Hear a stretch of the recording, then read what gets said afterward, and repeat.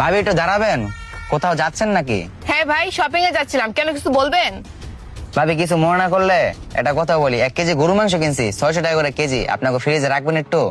কি বলেন ভাইয়া, 1 কেজি মাংস রাখবেন? কিন্তু আমাদের ফ্রিজে তো জায়গা নেই। আর একদিন আগে বলতেন তাহলে রাখা যেত। আর 1 কেজি মাংস কিনছেন, এটা আবার কে লেগে কিনছেন? আমি তো জানি আপনি মেসে থাকেন। আর এই মাংস আপনি কি করবেন? মেহমান আসবে নাকি? না ভাবি, এটা ঈদের দিনকে বাড়ি নিয়ে যাচ্ছিলাম। মা বাবারা অনেকদিন ধরে বলতেছে যে তারা গরুর মাংস খাইবে, এই জন্য চিন্তা করছি ঢাকা থেকে কিনে নিয়ে যাই। বাড়িতে গরুর মাংসের অনেক দাম, আর এই জায়গায় 600 টাকা কেজিতে পাইছি, অনেক কমে পাইছি। এই জন্য চিন্তা করছি আপনার ফ্রিজে রাইখা দিই, কালকে সকালবেলা আমি নিয়ে যাব। ভাই যদি জায়গা থাকো তাইলে আর একদিনের লেগে না করতাম না। কালকে আপনার ভাই বাজার সদাই কইরা পুরো ফ্রিজটা বুক করে ফেলছে। ভাই জায়গা নাই, ফ্রিজে রাখতে পারবো না। দেখেন না ভাবি, এলাকায় তো আর কারো ফ্রিজ নাই গা, আপনারই ফ্রিজ আছে। একটু যদি রাখতে পারতেন ভালো হইতো। দেখেন ফাঁক টাক থাকলে একটু রাইখা দেন না আমার গোস্তটা। আরে ভাই জায়গা থাকলে তোমার না করতাম না, অবশ্যই রাখতাম। এখন আমার শপিং এ যেতে লেট হয়ে গেছে, তুমি যাও, আমার যেতে হইব শপিং এ। ভাবি দেখেন একটু রাখেন না। আমি রতনদার বাসায় গেছিলাম, ও জায়গা নাকি জায়গা নাই গা। এই জন্য চিন্তা করছি যেহেতু ভাবির বাসায় ফ্রিজ আছে, তাহলে ভাবির বাসায় থুই আসি। আর আমি তো ব্যাচেলার থাকি, ব্যাচেলার ওই জায়গায় তো কোনো ফ্রিজ নাই গা।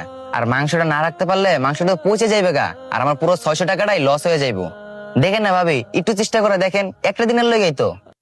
আরে ভাই তোর যে আমি বুঝাই বললাম, তুই কি বুঝছিস না? তুই কি অবস্থা কি, ছোট শিশু নাকি? আর ফ্রিজটাকে তোর বাপের নাকি? তুই যে পচা মাংস রাখবি, ফ্রিজে যদি গন্ধ হয়ে যায় পরে ফ্রিজ কে পরিষ্কার করবো? তোর বাপাই পরিষ্কার করবো নাকি? আসলে তোদের মতন ফকিনের সাথে না ভালো ব্যাপার করতে নাই, তোদের সাথে খারাপ ব্যাপার করে একদম ঠিক, বুঝতে পারছস? ভাবি একটু দাঁড়াবেন, কোথাও যাচ্ছেন নাকি আপনি? হ্যাঁ ভাই, শপিং এ যাচ্ছিলাম, কিছু বলবেন?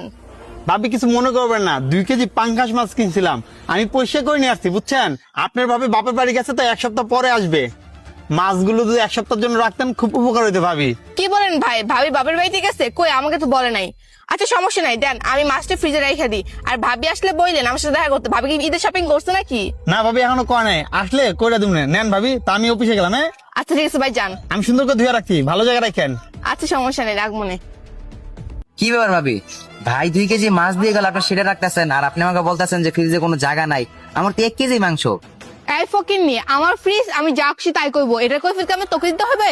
আমি যার মুছে তার জিনিসপত্র রাখবো, তোর জিনিস আমি রাখবো না, কারণ তোরা পচা মাংস খাস। ওই বেটা কোনো পচা মাছ নিয়ে আসে নাই।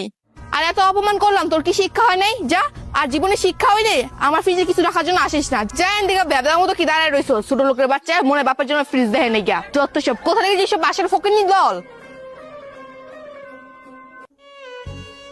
ভাই একটু দাঁড়াবেন, একটা কথা বলতে চাইছিলাম, কিছু যদি মনে না করেন আপনি।